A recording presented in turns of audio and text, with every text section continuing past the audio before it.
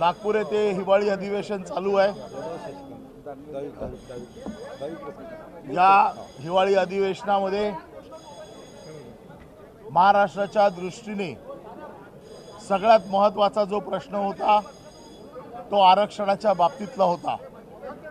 आपल्या सगळ्यांना माहिती आहे की आरक्षणाच्या बाबतीत सरकारने वेळोवेळी विरोधी पक्षाची मदत मागितली होती आणि विरोधी पक्षाने देखील महाराष्ट्रामध्ये कुठेही वातावरण अशांत होऊ नये म्हणून सहकार्याची भूमिका घेतली होती।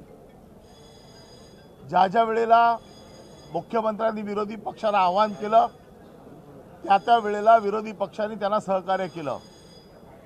या अधिवेशनात आरक्षणाच्या बाबतीमध्ये सर्व विरोधी पक्षांनी एकच मागणी केली होती की कुठल्याही समाजाच्या आरक्षणाला धक्का न लावता मराठा समाजाला आरक्षण दिलं गेलं पाहिजे। Car garage network great, claim cover great, price wait वाह, प्राइस भी great. Tata AIG car insurance, trusted नाम, फैंटास्टिक नाम। आज आमची अपेक्षा होती की मुख्यमंत्री हे आरक्षण कसं मिळेल, कसं देता येईल, कसं ते न्यायालयात टिकेल या बाबतीमध्ये स्पष्टीकरण देतील। कारण ज्या वेळेला यावरती चर्चा झाली त्यावेळी आम्ही हे सांगितलं होतं की ज्या वेळेला हे आरक्षण कोर्टात फेटाळलं गेलं, कोर्टात ज्या ज्या कारणासाठी फेटाळलं गेलं त्या सर्व गोष्टींचा अभ्यास करून हे आरक्षण यावेळेला फेटाळलं जाणार नाही याची काळजी सरकारने घ्यावी आणि त्याच्या संदर्भातला एक कालबद्ध कार्यक्रम सरकारने जाहीर करावा। आज आपल्याला माहिती आहे मनोज जरांगे पाटील यांनी 24 तारखेची डेडलाईन दिलेली आहे। आज ओबीसी समाजामध्ये आणि मराठा समाजामध्ये वाकयुद्ध चालू आहे। दररोज सकाळी उठून भांडणं चालू आहेत। महाराष्ट्र अशांत होत आहे। एक मंत्री याच्यामध्ये ओबीसी समाजाची बाजू मांडतोय आणि ह्या सगळ्या पार्श्वभूमीवर आज मुख्यमंत्र्यांकडून अशी अपेक्षा होती की ते कालबद्ध कार्यक्रम सांगतील। आज आपल्याला माहिती आहे की ज्या कारणास्तव हे आरक्षण प्रत्येक वेळेला फेटाळलं गेलं ते कारण म्हणजे मराठा समाज हा आर्थिक आणि सामाजिक दृष्ट्या हा मागासलेला आहे। हे मागासवर्ग आयोगाने सिद्ध करायला पाहिजे। त्यासाठी इम्पेरिकल डाटा गोळा करायला पाहिजे। तो डाटा गोळा केल्याच्या नंतर तो डाटा व्यवस्थित मांडला पाहिजे। मागासवर्ग आयोगाने हे काम केलं पाहिजे। आणखी 50% वरती जर जायचं असेल तर सामाजिक आणि आर्थिक मागासलेपण सिद्ध करणं जरुरीचं आहे। आजच्या पूर्ण भाषणामध्ये मुख्यमंत्र्यांनी आम्ही काय काय सवलती देतोय, आम्ही काय काय योजना आणतोय, ज्या योजना आम्ही आणू, काय करू, हे सगळं भविष्यात काय करणार ते सांगितलंय। पण मूळ मराठ्याला आरक्षण कसं देणार आणि हे आरक्षण कोर्टात टिकणार कसं, ज्या कारणास्तव आरक्षण वारंवार फेटाळलं गेलं त्या मुद्द्यावरती त्यांनी अवाक्षरही काढलं नाही।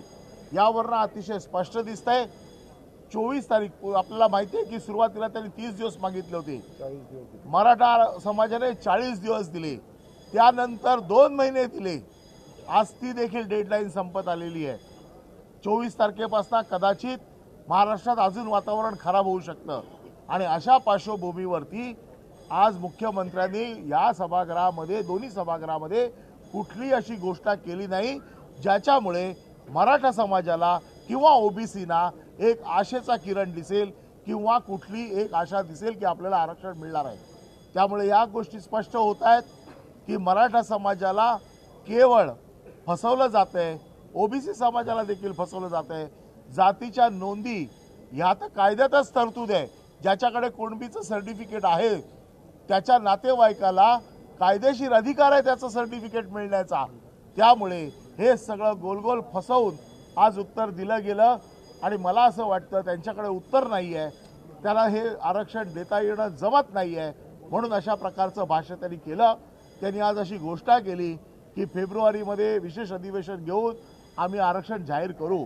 याचा अर्थ त्यांनी जे 2 महिने स्वतःहून मागितले होते त्याची डेडलाईन त्यांनी स्वतःहूनच आज पुढे केलेली आहे। म्हणजे पुन्हा एकदा या समाजाला त्यांनी फसवलंय आणि अधिवेशन फेब्रुवारीमध्ये होणारच आहे। त्याचं कारण लोकसभेची आचारसंहिता मार्चपासून सुरू होणार आहे. त्यामुळे पुन्हा एकदा सर्व मराठा बांधवांची अपेक्षाभंग झालेला आहे आणि मला असं वाटतं की दिवसेदिवस वातावरण खराब होते आणि सरकार याच्यामध्ये अतिशय निष्क्रिय झालेलं आहे, कुठलंही काम करत नाही आहे. आमचे मुद्दे देखील मांडायला आम्हाला सभापतींनी परवानगी दिली नाही, म्हणून आम्ही आमचा निषेध आपल्या माध्यमांच्या समोर व्यक्त करतोय. मराठा समाजाला फसवणाऱ्या सरकारचा मराठा समाजाला फसवणाऱ्या सरकारचा दोनच मुद्दे मांडतोय. गिरीश महाजन असेल सरकारने जरांगे पाटलांना वेळ ही स्वतः दिली होती, कोणी मागितली नव्हती. त्यांनी स्वतः सांगितलं होतं की 24 डिसेंबरच्या ऐवजी ते बोलवते 2 जानेवारी. मग तुम्ही एवढे कॉन्फिडन्स होता, मुख्यमंत्र्यांनी छत्रपती शिवाजी महाराजांच्या इथं शपथ घेतली, एवढा तुम्हाला आत्मविश्वास असताना नागपूरच्या अधिवेशनामध्ये सर्वांचं लक्ष लागलं होतं. आजपर्यंत आंदोलनं झाली, 14ला झाली, 19ला झाली, 23ला झाली, पण मागच्या वेळा धनगर समाजाचा असेल, ओबीसी समाजाचं, मराठा समाजाचं आंदोलन शांततेने झालं. याच वेळेला हे आंदोलन चिघळलं काय याचं उत्तर आम्हाला सभागृहात पाहिजे होतं. त्याचं संरक्षण काय सरकार करणार याचं उत्तर द्यायला पाहिजे होतं. मुख्यमंत्र्यांनी विनंती केली की सर्व समाजांनी साथ द्यावी. आमचा प्रश्न असा आहे की आपल्या असलेल्या सरकारमधले आपल्या असलेल्या पक्षातली लोक वातावरण बिघडवतात, त्याच्याबद्दल उत्तर अपेक्षित होतं, ते उत्तर दिलं गेलं नाही. आणि दुर्दैवाने आजच्या उत्तरामध्ये फक्त गोलगोल उत्तर दिलेलं आहे, वेळ मारून नेलेली आहे. म्हणजे या बाजूला ओबीसी समाज, मराठा समाज यांच्यामध्ये जो वाद निर्माण झाला आहे तो आज निवडेल अशी अपेक्षा महाराष्ट्रामध्ये होती, मग तशा प्रकारचं उत्तर दिलं नाही. मगाशी सांगितल्याप्रमाणे आम्ही विनंती करत होतो की आम्हाला मुद्दे मांडायचे आहेत, पण विरोधकांना मुद्दे न मांडता तसाच सभागृहातलं कामकाज रेटून नेलं, हे दुर्दैवाचं आहे.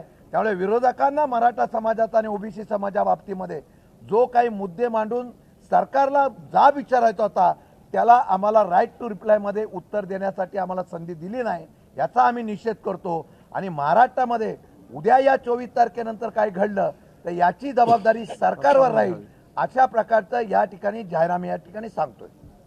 मराठा समाजाच्या संदर्भात आता होता की सन्माननीय मुख्यमंत्री काय बोलतायत. सगळ्या समाजाचं लक्ष होतं, विधिमंडळाचं लक्ष होतं की आज नेमकं आरक्षणाबाबत काय निर्णय होणार, काय भूमिका घेणार. परंतु छत्रपती शिवाजी महाराजांची शपथ घेऊन मराठा समाजाचा विश्वासघात झालाय हे वास्तव आज महाराष्ट्र उघड्या डोळ्यानं त्या ठिकाणी बघ. 24 तारीख मागण्यात आली, 24 तारखेला जे होणार नव्हतं, करणार नव्हतं त्याचं आश्वासन देण्यात आलं. आणि या सगळ्या पार्श्वभूमीवर आज महाराष्ट्रामध्ये एक वातावरण वेगळ्या पद्धतीचं झालेलं आहे. याला सरकार जबाबदार आहे. आम्ही विरोधी पक्ष म्हणून सरकारला सर्व बाबतीत सहकार्य करण्याची भूमिका घेतली. आम्हाला वाटलं काहीतरी यामधून मार्ग निघणार आहे. तारीख ज्यावेळी सन्माननीय मुख्यमंत्री महोदय देत आहेत त्यावेळी सगळ्या महाराष्ट्रातल्या मराठा समाजाला आशा वाटली होती की काहीतरी पक्का निर्णय होणार, परंतु मराठा समाजाला पानं पुसण्याचं काम केलेलं आहे, फसवलेलं आहे. त्याचा निषेध आम्ही या ठिकाणी करतो. आणि या बाबतीत पुढच्या काळामध्ये काय सरकारची भूमिका असणार आहे या संदर्भात विचार न करत असताना देखील सभागृह 10 मिनिटासाठी बंद करण्याची भूमिका त्या ठिकाणी घेतली गेली. म्हणजे बोलायचंच नाही कुणी, अशा पद्धतीचं जे काय वातावरण आज आहे त्याचा आम्ही निषेध करतो. आज मराठा समाजावर मुख्यमंत्री सभागृहात उत्तर देणार होते. संपूर्ण महाराष्ट्राला आणि मराठा समाजाला आणि सगळ्या महाराष्ट्रालाच ही अपेक्षा होती की आज काहीतरी घोषणा होईल, परंतु मुख्यमंत्र्यांनी कोणती घोषणा केली नाही. शिंदे समिती चांगलं काम करते असं मुख्यमंत्री म्हटले आणि त्यांच्याच मंत्रिमंडळातले मंत्री शिंदे समिती बरखास्त करा अशी मागणी करतात. परस्पर पद्धतीनं कॅबिनेटमध्येच वेगळ्या पद्धतीनं मतमतांतर आहे. आणि मराठा समाजाला आरक्षण देताना मुख्यमंत्र्यांनी कोणती सुस्पष्ट भूमिका मांडली नाही. मागासवर्गीय आयोग काय करणार ते सांगितलं नाही. सुप्रीम कोर्टात तुम्ही काय करणार ते सांगितलं नाही. संसदेत कायदा करण्यासाठी प्रयत्न करणार का ही कोणती भूमिका मांडली नाही. फक्त आरक्षण देणार फेब्रुवारीमध्ये अधिवेशन होणारच आहे. कारण एप्रिलमध्ये जर लोकसभेच्या निवडणूक तर 45 दिवस आधी आचारसंहिता लागते आणि त्याच्यामुळं मराठा समाजाच्या डोळ्यात धुळफेक करण्याचा प्रकार माननीय मुख्यमंत्र्यांनी सभागृहात केलेला आहे. मला वाटतं हा संपूर्ण मराठा समाजाला एक पद्धतीनं अवमान करण्याचा प्रकार आहे, एक पद्धतीनं वेठीस धरण्याचा प्रकार आहे, जे हे सरकार आताचं सरकार या महाराष्ट्रात करत आहे. 24 तारीख मनोज जरांगे पाटलांनी दिलेली मुख्यमंत्री त्यांच्याशी चर्चा करतात, तारीख वाढवा म्हणतात. तारीख यांनीच दिलेली, आधीची तारीख यांनी दिली, ही तारीख यांनी दिली आणि आता फेब्रुवारीत अधिवेशन विशेष अधिवेशन होईल म्हणतात. परंतु विशेष अधिवेशन होत असताना कशा पद्धतीनं मराठा आरक्षण दिलं जाईल याची कोणती भूमिका व्यक्त होत नाही. याचाच अर्थ हे सरकार मराठा समाजाची दिशाभूल करत आहे.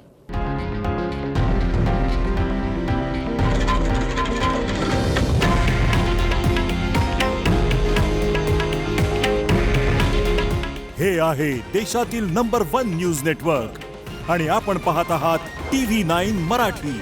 काळजी तुमची, हित महाराष्ट्राचं.